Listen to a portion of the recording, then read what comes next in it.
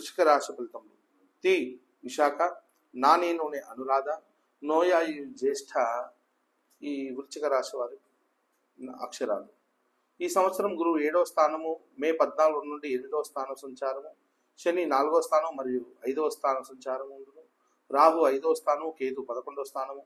July 21 నుండి రాహు 4వ స్థానం 10వ స్థానంలో ఉండగా ఫలితాలు ఈ విధంగా ఉన్నాయి.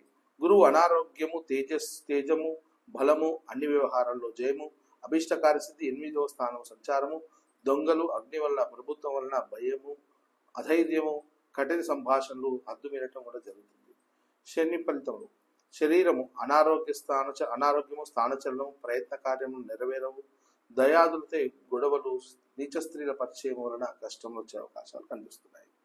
అదేవిధంగా రాహు ఫలితం. సంతానం వలన విరోధములు, ప్రభుత్వము, సన్మానాలు, అకాల భోజనము, స్థిర బుద్ధి, స్త్రీ మూలక కలహములు, తరచు ప్రయాణం చేసేటువంటి పరిస్థితి కనిపిస్తుంది.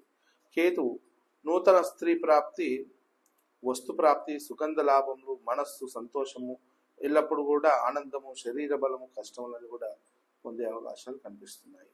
ఉద్యోగస్తులకు అన్ని విధాలా బాగుంటుంది. ప్రమోషన్లు వస్తాయి, వాహనాలు కొంటారు, గృహ నిర్మాణం చేసే అవకాశాలు కనిపిస్తున్నాయి. వ్యాపారస్తులు ఆశించిన మేర లాభాలు సాధిస్తారు, కొత్త వ్యాపారం ప్రారంభిస్తారు, జాయింట్ వ్యాపారాలు అనుకూలంగా ఉంటాయి. అదేవిధంగా రాజకీయ నాయకులు మహోన్నత కాలంలో ప్రజల ఆదరణ, పేరు ప్రఖ్యాతులు, ఏదో ఒక నామినేషన్ పదవి పొందే అవకాశాలు కనిపిస్తున్నాయి.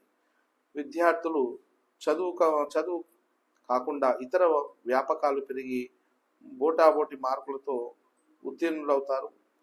విశాఖ నక్షత్రం వారు దత్తాత్రేయ కవచం చదవండి. అనురాధ నక్షత్రం వారు విఫల శక్తి శని స్తోత్రం కూడా చదవండి. జ్యేష్ఠ నక్షత్రం వారు విశ్వ సహస్రనామాలు కనీసం బుధవారం పారాయణ చేయండి. అద్భుతమైనటువంటి ఫలితాలు వృశ్చిక రాశి వారు పొందే అవకాశాలు కనిపిస్తుంది.